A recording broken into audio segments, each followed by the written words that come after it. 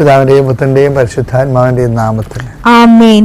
അമ്മേ പരിശുദ്ധമ്മേ, അമ്മേ പരിശുദ്ധമ്മേ, ദേവമാതാവേ, ദൈവമാതാവേ, കൃപാസനത്തിലൂടെ ഞങ്ങൾക്കും ഞങ്ങളുടെ ദേശത്തിനും അമ്മ മധ്യസ്ഥം തേടി തന്ന എല്ലാ അനുഗ്രഹങ്ങൾക്കും കൃപകൾക്കും ഞങ്ങളിപ്പോൾ ഹൃദയം നിറഞ്ഞ നന്ദി പറയുന്നു.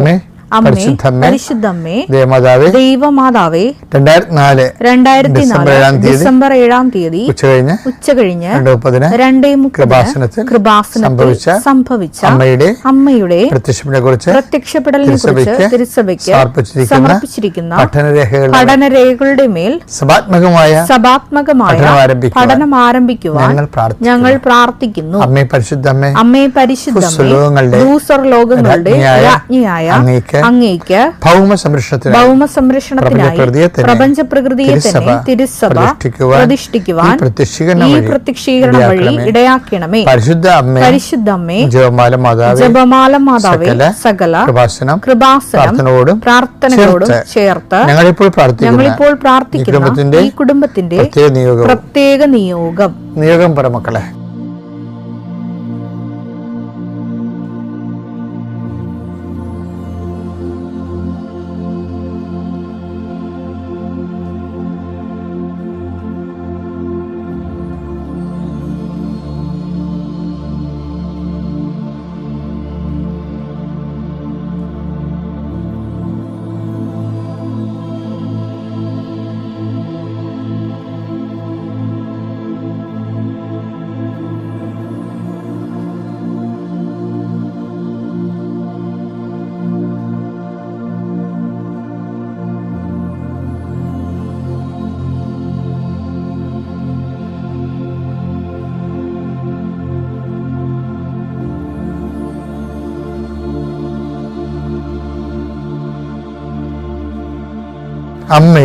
അമ്മയുടെ പ്രത്യക്ഷീകരണത്തിന്റെ ഈ അനുഗ്രഹവേളയിൽ ഞങ്ങൾക്ക് സാധിച്ചു തരുവാൻ കനിയണമേ. ആമേൻ. വിശ്വാസ പ്രമാണം. സർവശക്തനായ പിതാവും ആകാശത്തിന്റെയും ഭൂമിയുടെയും സൃഷ്ടാവുമായ ദൈവത്തിൽ ഞാൻ വിശ്വസിക്കുന്നു. അവിടുത്തെ ഏകപുത്രനും ഞങ്ങളുടെ കർത്താവുമായ ഈശോമിശിഹായിലും ഞാൻ വിശ്വസിക്കുന്നു. ഈ പുത്രൻ പരിശുദ്ധാത്മാവിനാൽ ഗർഭസ്ഥനായി കന്യകാമറിയത്തിൽ നിന്ന് പിറന്ന് പൊന്തിയോസ് പീലാത്തോസിന്റെ കാലത്ത് പീഡകൾ സഹിച്ച് കുരിശിൽ തറയ്ക്കപ്പെട്ട് മരിച്ച് അടക്കപ്പെട്ട് പാതാളങ്ങളിൽ ഇറങ്ങി മരിച്ചവരുടെ ഇടയിൽ നിന്ന് 3-ാം നാൾ ഉയർത്ത് സ്വർഗത്തിലേക്ക് എഴുന്നള്ളി സർവശക്തിയുള്ള പിതാവായ ദൈവത്തിന്റെ വലതുഭാഗത്തിരിക്കുന്നു. അവിടെ നിന്ന് ജീവിക്കുന്നവരെയും മരിച്ചവരെയും വിധിക്കുവാൻ വരുമെന്നും ഞാൻ വിശ്വസിക്കുന്നു. പരിശുദ്ധാത്മാവിലും ഞാൻ വിശ്വസിക്കുന്നു. വിശുദ്ധ കത്തോലിക്കാ സഭയിലും പുണ്യവാന്മാരുടെ ഐക്യത്തിലും പാപങ്ങളുടെ മോചനത്തിലും ശരീരത്തിന്റെ ഉയർപ്പിലും നിത്യമായ ജീവിതത്തിലും ഞാൻ വിശ്വസിക്കുന്നു. ആമേൻ.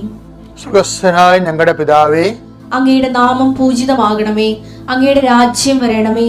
അങ്ങയുടെ തിരുമനസ് സ്വർഗത്തിലെ പോലെ ഭൂമിയിലും ആകണമേ. അന്നു വേണ്ടുന്ന ആഹാരം ഇന്ന് ഞങ്ങൾക്ക് തരണമേ. ഞങ്ങളോട് തെറ്റ് ചെയ്യുന്നവരോട് ഞങ്ങൾ ക്ഷമിക്കുന്നത് പോലെ ഞങ്ങളുടെ തെറ്റുകൾ ഞങ്ങളോടും ക്ഷമിക്കണമേ. ഞങ്ങളെ പ്രലോഭനത്തിൽ ഉൾപ്പെടുത്തരുതേ, തിന്മയിൽ ഞങ്ങൾ രക്ഷിക്കണമേ. ആമേൻ. നന്മ നിറഞ്ഞ മറിയമേ, സ്വസ്തി. കർത്താവ് അങ്ങയുടെ കൂടെ സ്ത്രീകളിൽ അങ്ങ് അനുഗ്രഹിക്കപ്പെട്ടവളാകുന്നു. അങ്ങയുടെ ഉദരത്തിൻ ഫലമായി ഈശോ അനുഗ്രഹിക്കപ്പെട്ടവനാകുന്നു. പരിശുദ്ധ മറിയമേ, തമ്പുരാന്റെ അമ്മേ, പാപികളായ ഞങ്ങൾക്ക് വേണ്ടി ഇപ്പോഴും ഞങ്ങളുടെ മരണസമയത്തും തമ്പുരാനോട് അപേക്ഷിക്കണമേ. ആമേൻ. എൻ്റെ കർത്താവ് ഇതിൻ്റെ ഉന്നതമായ നാമത്തിന് സ്വസ്ഥം ചെയ്യുന്നു. എൻ്റെ കർത്താവ് ഇതിൻ്റെ വിശുദ്ധ പൗരോഹിത്യത്തെ മഹത്വപ്പെടുത്തണമേ. എൻ്റെ കർത്താവ് സഭയിലുള്ള സാന്നിധ്യം നീ പ്രകടമാക്കണമേ. 39 വർഷം ഞാൻ അർപ്പിച്ച കൃപാനയുടെ യോഗ്യതയാൽ കൃപാസ്ഥാനത്താറ് ജീവനോടെ പ്രത്യക്ഷപ്പെട്ട പരിശുദ്ധമ്മയുടെ മാധ്യസ്ഥതരെ നിന്നെ ആശ്രയം വെച്ചുകൊണ്ട് പ്രാർത്ഥിക്കുന്ന ഓരോ മക്കളുടെ ജീവിതത്തെ ഇന്നിനെ ആശീർവദിക്കണമേ. അവിടെ യാത്രകളെ ആശീർവദിക്കണമെന്ന് പ്രാർത്ഥിക്കുന്നു. കർത്താവ് ഇന്ന് അങ്ങയുടെ മക്കളുടെ ഉദ്യമങ്ങളെ ആശീർവദിക്കണമെന്ന് പ്രാർത്ഥിക്കുന്നു. കർത്താവ് ഇന്ന് അങ്ങയുടെ മക്കൾ ഈ പ്രാർത്ഥനയിൽ പങ്കെടുക്കുന്നത് കണ്ടുമുട്ടുന്ന വ്യക്തികൾ അവരുടെ ജീവിത ആവശ്യത്തിന് വേണ്ടി അവർ സംസാരിക്കുന്ന സംസാരങ്ങൾ, എഴുതുന്ന എഴുത്തുകൾ, ഒപ്പിടുന്ന ഒപ്പുകൾ എല്ലാം പരിശുദ്ധമ്മയുടെ മാധ്യസ്ഥത്തിൽ ഈശോയുടെ നാമത്തിൽ ഏൽപ്പിച്ച് പ്രാർത്ഥിക്കുന്നു. കർത്താവെ, ഒന്നും തെറ്റിപ്പോകാതെ ആകാശത്തുനിന്ന് പെയ്യുന്ന മഞ്ഞും മഴയും ഫലം പ്രവൃത്തികൾ തിരിച്ചു പോകാത്തതുപോലെ കർത്താവ് നിൻ്റെ അനുഗ്രഹം ആ ഫലം പ്രകടിപ്പിച്ചുകൊണ്ട് തന്നെ തിരിച്ചു പോകാൻ പരിശുദ്ധയുടെ മാധ്യസ്ഥം ഞങ്ങൾ യാചിക്കുന്നു. എൻ്റെ കർത്താവിൻ്റെ ഉന്നതമായ നാമത്തിൽ ഭവനരഹിതർക്ക് വേണ്ടി പ്രാർത്ഥിക്കുന്നു.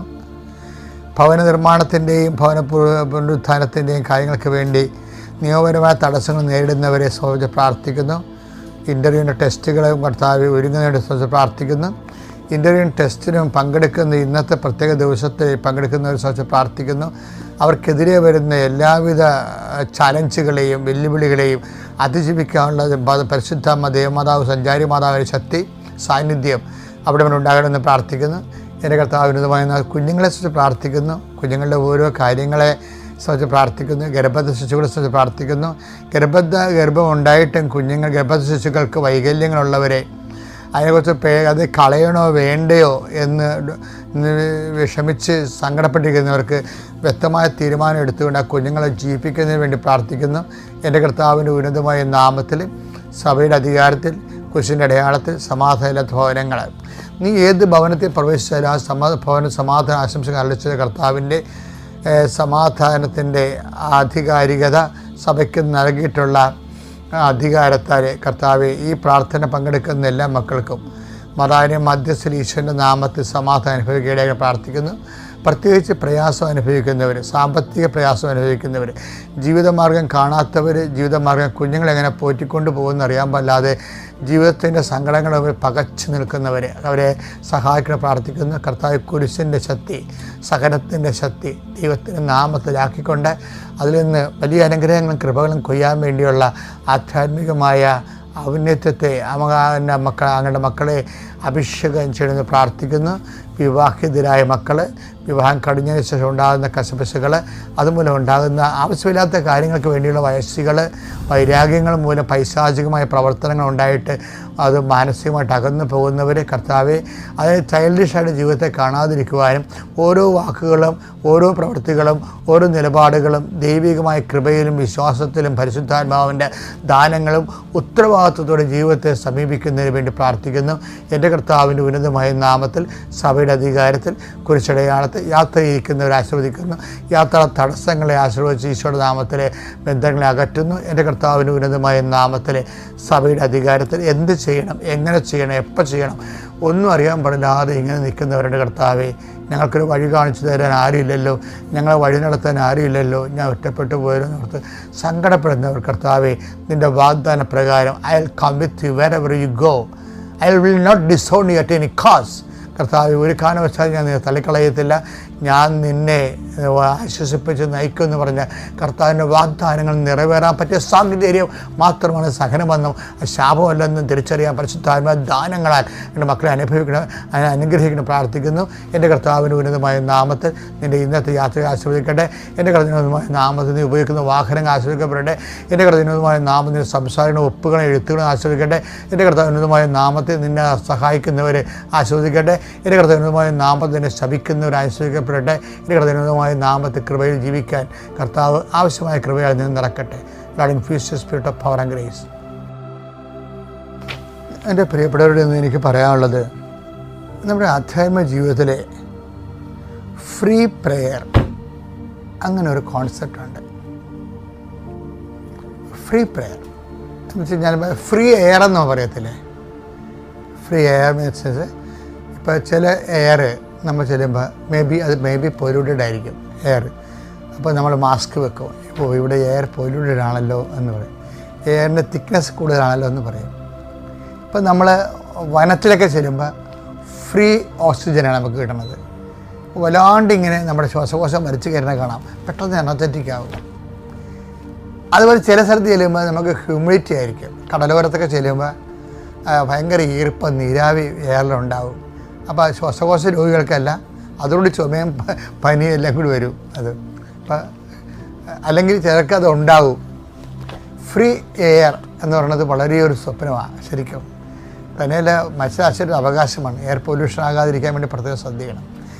ഇതുപോലെ തന്നെ നമുക്ക് ആധ്യാത്മിക ജീവിതത്തിൽ അനുഭവവേദ്യമാകേണ്ടത് നീ ശ്രദ്ധിക്കേണ്ടത്, നിനക്ക് ഫ്രീ പ്രെയർ കിട്ടുന്നുണ്ടെന്ന് നോക്കണം. നീ ആധ്യാത്മികമായിട്ട് എന്തുമാത്രം വളർന്നുവെന്നറിയാൻ ഏറ്റവും നല്ലത് ഫ്രീ പ്രെയർ എന്ന് വെച്ച് കഴിഞ്ഞാൽ പ്രത്യേക വെയിറ്റൊന്നും ഇല്ലാത്ത പ്രാർത്ഥനകൾ. വെച്ചാൽ പ്രത്യേകിച്ച് ആവശ്യങ്ങളൊന്നുമില്ല, തന്നെ ആ പ്രാർത്ഥനയിൽ ആവശ്യങ്ങൾ വെക്കാറില്ല, ആവശ്യങ്ങൾ ആ പ്രാർത്ഥനയിലേക്ക് ഓടിത്തിരിഞ്ഞ് വരാറില്ല.